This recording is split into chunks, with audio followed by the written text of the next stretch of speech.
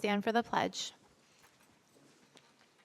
I pledge allegiance to the flag of the United States of America and to the republic for which it stands, one nation, under God, indivisible, liberty and justice for all.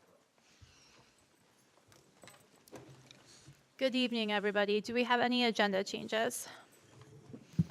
We had some additions to personnel. Thank you. That brings us on this lovely sunny evening, which I'm ridiculously excited about, to board president comments. And I wanted to take a moment to recognize that we are in the midst of Music in Our Schools Month, which is one of our favorites because we're at that point of the year where people are stressed, people are tired, it's often gray. So it's really nice to be able to ground ourselves and center ourselves as a community into a whole month where we can really work on fostering inclusive and supportive environment within all of our schools and in our community here in Gage-Chile. I had the pleasure of going at the beginning of the month to one of the band events where we have our 5th grade district band where members from all of our elementary 5th grade bands join together. And I think they only have like 5 practices and then perform together on stage, which to me sounds terrifying, but they were awesome. And then we have bands throughout our middle school and high school playing as well, so you get to see that progression of skills and different types of music and environments kids get to play in throughout school. And watching them cheer for each other is a really cool thing because you have kids all the way towards the end of their elementary school and all the way up to the end of high school supporting each other. Also wanted to recognize that throughout this month, some of the different pieces that are impacting people's lives, whether it's something that's part of your life or not, they all make us who we are. So we are in the midst of Ramadan and also Women's History Month. So pieces of learning about different members of our community and how they support each other is really a focus in all of our schools as well. Do we have any points of interest? Okay, that moves us forward to report of meetings. Have we had any meetings since our last meeting here together? Dr. Richards? Good evening. Just to let everybody know, the ad hoc committee had a wonderful meeting on Monday evening, and we're looking forward to our next book study as board and administrative team. Thank you. And we had that opportunity to really go through our last book and different parts of being a solid board member and how you can work through and problem solve. So it was very helpful for our learning as well. Did we have any visitor comments? No? Okay. That moves us forward to our reports. We have our human resources update.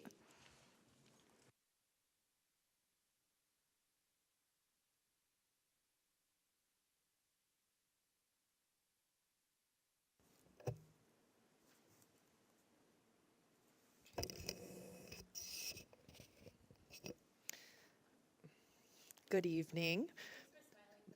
Good evening, President Coffey, Vice President Dr. Richards, Superintendent Daly, members of the Board of Education. My name is Michaela Prado. I'm the Assistant Superintendent for Human Resources and Labor Relations, and I will allow my esteemed colleague to introduce herself. My name is Tanya Dickerson. I'm the Coordinator for Recruitment, Hiring, and Retention. So, as you all know, much of what we handle in Human Resources is behind the scenes, a lot of personnel and dealing with some complex issues, but we do have an exciting update for you tonight to talk through some things related to recruitment, hiring, and retention that we're working on. So just a brief overview, our team includes myself, Tanya, Patty Palmer, and Glenda Gonzalez, who are our support staff in Human Resources.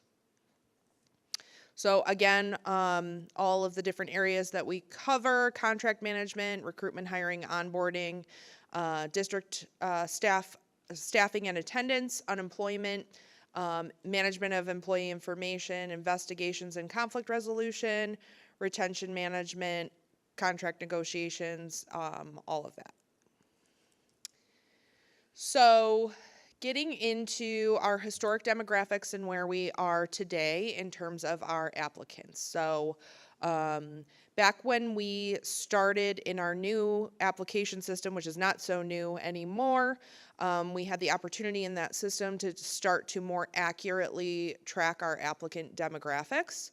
And we are excited to see the growth that we have been able to accomplish over the last 5 to 6 years, especially regarding our recruitment of underrepresented racial and ethnic groups that better represent our student population. So as you can see, when we started tracking this more closely in 2019, in the 2019-20 school year, at that point, we had 10.6% of our applicants coming from underrepresented racial and ethnic groups.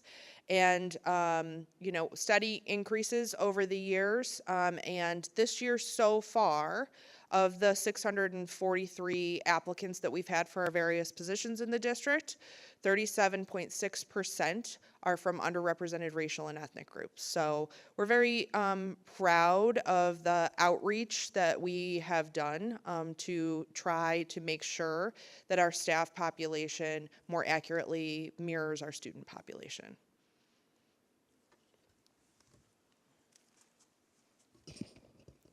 So I'm going to be talking about the interview and onboarding data that we have. So far for this current school year, we've had 73 interview sessions and 143 onboarding sessions. Those interview sessions could sometimes have multiple people, just as well as the onboarding sessions can have multiple people. So recruitment events today, where I've been. So I've been trying to get out to as many places as possible. So in August, I was at the Gates Summer Celebration. Actually, I was not hired at that time. We did the Gates Summer Celebration. September, I went to the Gates Town Hall Community Fair. September, did Rock the Block. As you can see, I've been to some of the different colleges and universities as well. I've been going to universities and having informational sessions with some of the different classes that they hold. We did Fall Fest in November. And I've been doing mock interviews as well. And as you can see coming up, we have Western New York Teacher Recruitment Day.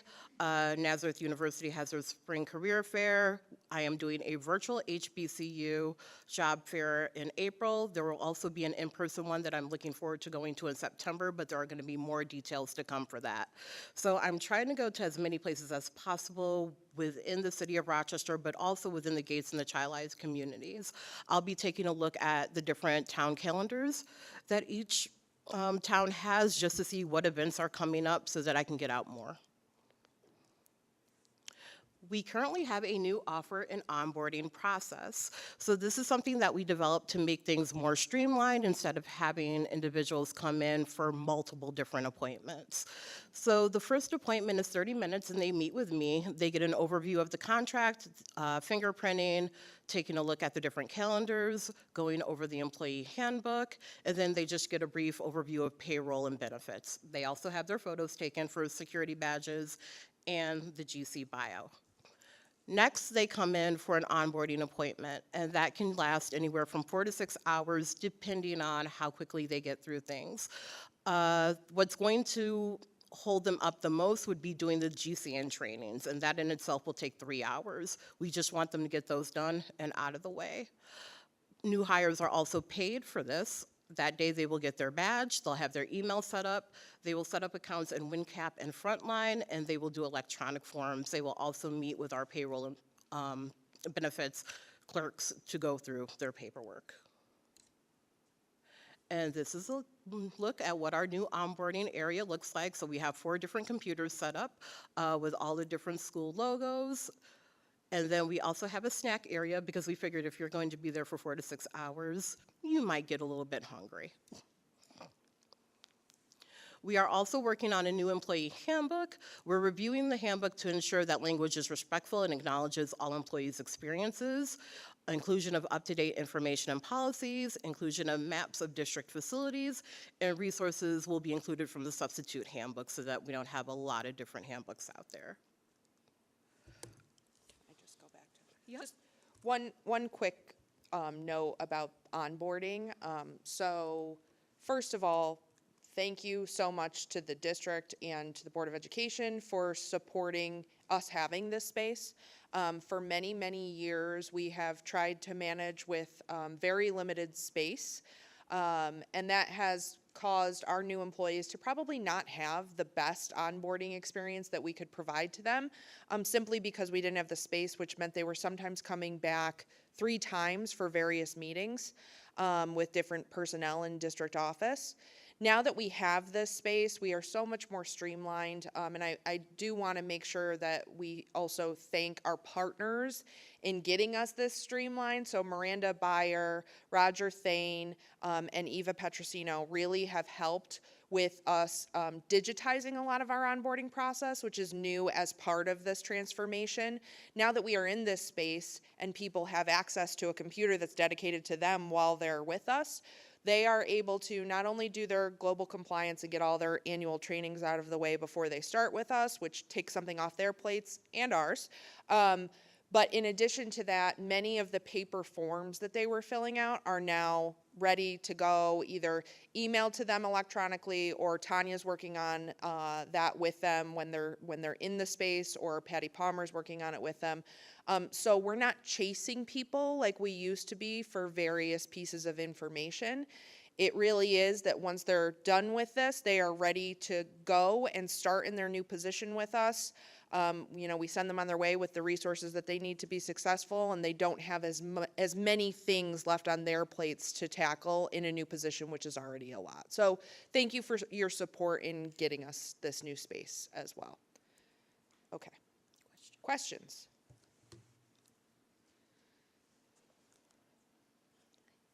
Yes. Have you guys had the opportunity to have many people utilize the new space and process yet? Yeah, so it's only been about a month. About a month. But I would say pretty much on a daily basis, there's at least 2 people going through that space. It's a hopping area. It's nice. It's nice to have new hires out there for a little definitely. while, because we also have the opportunity to get to know them a little bit better too before they start. So Thank you. great. Any other questions? Thank you both. Okay, thank you so much. Thank you. All right, next we have our Education Foundation update. We had a meeting last Wednesday, and again, they're advocating for community members to join the Education Foundation Board. They're looking for some new members to help keep it going. Also, they're excited that on April 10th, we'll have our annual volleyball tournament amongst the elementary schools here at the high school field house at 5:30. You can get in for $5 and a can of food, a can of food and $2, and then $5 if you don't have a can of food. That will donate to the food cupboard here. Thank you. All right, that moves us on to our consensus agenda. Can I have a motion to approve the consensus agenda? Ms. Kais, Ms. Urbanowski, any discussion? All in favor? The vote is unanimous. Can I have a motion to approve consensus items C through L? Can I have a motion? Dr. Richards, Ms. Jennings, any discussion? All in favor? The vote is unanimous.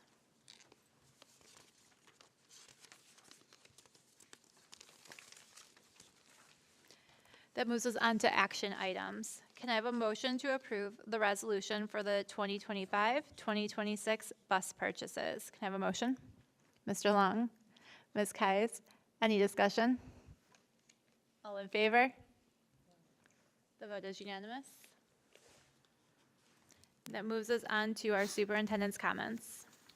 So it was a civic sweep last night as Gates Charlie Middle School students buzzed through the Monroe County Civics Bee. 13 students took part, tackling important topics such as substance abuse prevention, elderly dog adoption, and anti-bullying. They walked away with the first, second, and third place prizes, and Dante Capaldo, who in first place, is qualified to compete in the state level B in Albany later this spring. Congratulations on a job well done. Another big congratulations goes out to high school student Ben Coffey, who won states for DECA again. Ben will be traveling to the National DECA competition to represent Gates Charlie. Well done, Ben. He has a very proud mom sitting next to me. Tickets are now on sale for the Gates Charlie High School musical theater performance of Mary Poppins. Featuring a talented cast and crew of Spartans, this enchanting production will bring the magic of Cherry Tree Lane to life with spectacular music, dazzling choreography, and unforgettable storytelling at the Gates Charlie PAC from March 21st to 23rd. Go to gatecharlie.org/tickets. And this month, we're also celebrating music in our schools. You can enjoy 2 more choral performances by students on Wednesday, March 26th. That's a district-wide concert. And on Thursday, March 27th for the high school choral concert. Both events will be in the GCPAC and kick off at 7 p.m. A quick update and some really good news related to our annual UPK lottery. This year, we have received a total of 127 applicants for the 138 available spots, which means they were able to offer every applicant a spot in their preferred program. As a result, tomorrow's live virtual lottery will not be live because it's canceled. The wait list for this program is expected to be up by the end of the day on Wednesday, March 19th. So last week, we had our first Budget Ambassadors meeting of the year. Dr. Ball, his team, and I spoke with the ambassadors about our district's expenditure budget. Our next meeting will take place next week, and we'll cover revenue. And again, at the end of it, they will complete a survey to give us feedback on what they believe we should do with our budget heading forward, which we'll then share with the board at a later date. Last week, Dr. Ball and I had the great opportunity to attend the NISCUS conference in Welland, Albany. We had a meeting with State Senator Jeremy Cooney. We discussed the future of education funding and sustainability, covering critical topics like state aid challenges and foundation aid funding. We also discussed the need for stronger provisions supporting clean energy projects like the ones we are working on here in Gates Charlie. Collaboration like this is key to advocating for our students and our schools. Thank you to Senator Cooney for the time and the impromptu tour of the state capitol. So one-house budgets were due this week, and last night and early this morning, they came through in Albany. Among the issues we were looking to get some more feedback on, both sides are asking for additional state aid between 1 and 1.1% more. They've talked about increasing funding for career and technical education in both bills. They also have agreed between the two of them right now to propose the extension of the exemption for retiree earning limitations. They've also had some different takes on how the governor's smartphone ban could be implemented or not implemented at all. And both have some language in there about changing to the zero emission bus mandate, some talking with extensions, some eliminating it altogether. So it'll be interesting to see as these negotiations begin where the budget goes. But the encouraging part was the aid that the formula they used to come up with the aid we've been offered originally with the governor is not changing. And so that would be very good news for Gates Charlie, our families, and our kids. And finally, I want to finish my remarks tonight by congratulating Principal Tim Young and Assistant Principal Kevin Whitmore. After a combined nearly 60 years in education, they have both announced they will retire at the end of the school year. We thank them for their service to our district. In addition, I want to thank Mr. Rob Banzer for guiding Florence Brasser for the last 6 weeks, while I'm also excited to welcome Dr. Danny Deem to finish the year as the interim principal at Brasser. That is my report, ma'am. Thank you, sir. All right, I would now like to ask for a motion to adjourn our meeting. Mr. Long, Ms. Kais, any discussion? All in favor? The vote is unanimous. The meeting is adjourned. Have a good night.